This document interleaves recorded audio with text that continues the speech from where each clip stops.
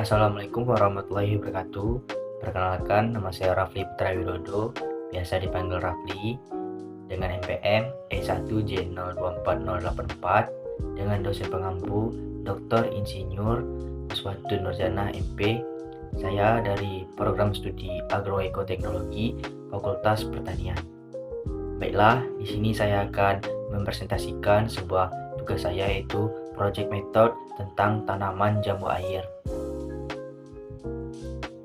Baiklah, di sini saya akan menjelaskan morfologi akar pada tumbuhan jambu air. Sistem perakaran pada tanaman jambu air adalah akar tunggang yang memiliki akar utama besar yang tumbuh ke bawah dengan akar-akar dan cabang-cabang lainnya yang menyerap ke samping. Teman-teman bisa lihat di gambar sebelah kiri saya bahwa akar jambu air memiliki akar utama yaitu akar tunggang dan juga memiliki akar-akar cabangnya yang ada di samping akar utama tersebut. Selanjutnya kita masuk ke morfologi batang. Batang jambu air memiliki batang yang cukup kuat dan berukuran sedang. Kulit batangnya memiliki tekstur yang kasar dan berwarna coklat keabu-abuan. Ketika pohonnya semakin tua, kulit batangnya seringkali mengelupas atau retak. Meskipun batangnya tidak terlalu besar, namun cukup kuat untuk menopang cabang dan daun yang lebat pada pohon jambu air tersebut. Teman-teman bisa lihat pada slide kedua ini, pada gambar morfologi batang tersebut, bahwa batang jambu air seringkali mengelupas apabila umurnya sudah tua. Teman-teman bisa lihat sendiri bahwa pohon jambu air ini memiliki warna coklat keabu-abuan. Selanjutnya, percabangan batang. Nah, percabangan batang pada pohon jambu air ini biasanya bercabang dikotom atau menyebar, di mana batang jambu air ini memiliki cabang yang menyamping. Pola percabangan pada batang jambu air ini tidak beraturan, tetapi memiliki tajuk yang sangat rimbun. Teman-teman bisa lihat sendiri gambar pada samping kiri saya ini bahwa percabangan pohon batang jambu air ini memiliki cabang yang menyamping atau tidak beraturan. Selanjutnya kita masuk ke morfologi daun. Daun jambu air merupakan daun bertangkai. Helai daun jambu air termasuk bagian yang lebar di tengah dan menyempit di kedua sudut ujungnya. Pertulangan daun jambu air ialah menyirip, memiliki satu tulang utama di tengah, dengan cabang-cabang tulang yang menyebar ke samping. Teman-teman bisa lihat sendiri, gambar di samping kiri saya ini, gambar daun jambu air. Nah, gambar daun jambu air ini ialah daun menyirip, yang hanya memiliki satu tulang utama di tengah, dengan cabang-cabang tulang yang menyebar ke samping. Selanjutnya kita masuk ke morfologi bunga. Bunga jambu air dapat digolongkan sebagai bunga lengkap karena bunga jambu air memiliki semua bagian yang ada di dalam bunga, dan bunga jambu air juga termasuk ke dalam golongan bunga sempurna dan bunga majemuk. Fungsi bunga sendiri sebagai alat perkembangbiakan atau sebagai tempat penyerbukan.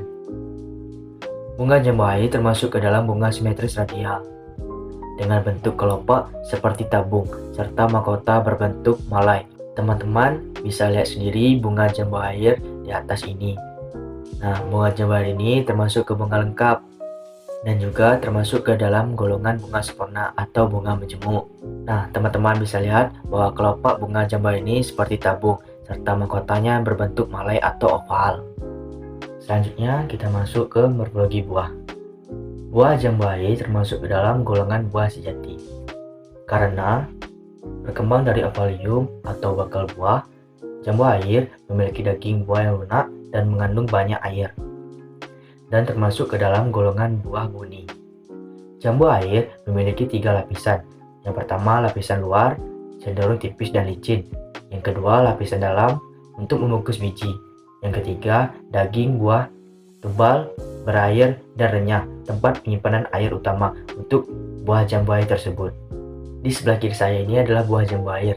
Nah, buah jambu air ini termasuk ke dalam buah sejati karena hanya berkembang dari ovarium atau bakal buah. Selanjutnya kita masuk ke morfologi biji. Tanaman jambu air tergolong dalam tumbuhan berbiji atau bisa disebut dengan spermatophyta. Biji jambu air tertutup oleh daging buah sehingga termasuk ke dalam golongan tumbuhan berbiji tertutup. Lembaga pada jambu air ini terbagi menjadi dua lembaga sehingga dimasukkan dalam kelas tumbuhan berbiji belah atau bisa disebut dengan dicotyledon. Tipe perkecambahan pada biji jambu air ini ialah epigia.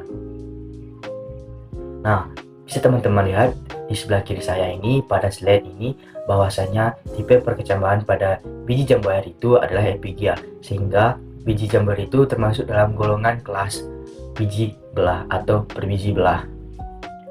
Selanjutnya kita masuk ke slide morfologi organa metamorfa dan aksesoris. Yang pertama, organa metamorfa. Organa metamorfosis atau metamorfa adalah organ tumbuhan yang mengalami modifikasi bentuk dan fungsi untuk beradaptasi dengan lingkungan. Pada tumbuhan jambu air terdapat pada akar tambahan, daun kemerahan, buah berdaging, dan berair. Teman-teman bisa dilihat bawah ini bahwasannya di bawah ini adalah organa metamorfa. Yang kedua adalah organa aksesoris. Nah, organa aksesoris adalah bagian tambahan yang bukan organ utama pada tumbuhan jambu air, tetapi membantu fungsi tumbuhan pada jambu air tersebut. Nah, organa aksesoris ini terdapat pada kelenjar nektar, lapisan lilin pada daun dan bunga, dan bulu-bulu halus pada batang muda.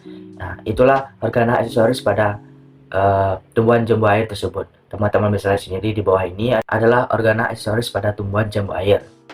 Kita masuk yang ke slide yang terakhir adalah manfaat organa metamorfosa dan organa aksesoris. Manfaat organa metamorfosa.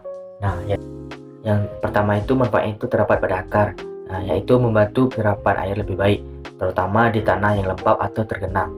Yang kedua itu daun muda berwarna kemerahan, yaitu untuk melindungi daun muda dari sinar matahari langsung dan mengurangi penguapan. Nah, yang ketiga ini adalah buah berair, berfungsi menarik hewan untuk membantu penyebaran biji. Yang keempat adalah bunga dengan benang sari yang panjang, yaitu untuk mempermudah proses penyerbukan dengan menarik serangga. Yang kedua yaitu manfaat organa aksesoris. Nah, yang pertama itu terdapat pada kelenjar bunga, yaitu untuk menarik serangga untuk melakukan penyerbukan dan meningkatkan peluang reproduksi. Nah, yang kedua itu terdapat pada lapisan lilin dan buah yang berfungsi untuk mengurangi penguapan air dan melindungi dari serangan hama. Yang ketiga itu bulu halus pada batang muda. Nah, yaitu berfungsi untuk melindungi tanaman dari serangan-serangan serangga dan pengaruh cuaca atau lingkungan yang ekstrim. Itulah presentasi saya yang dapat saya sampaikan pada tugas project method kali ini tentang tanaman jambu air. Saya akhiri. Wabillahi taufiq wal hidayah. Wassalamualaikum warahmatullahi wabarakatuh.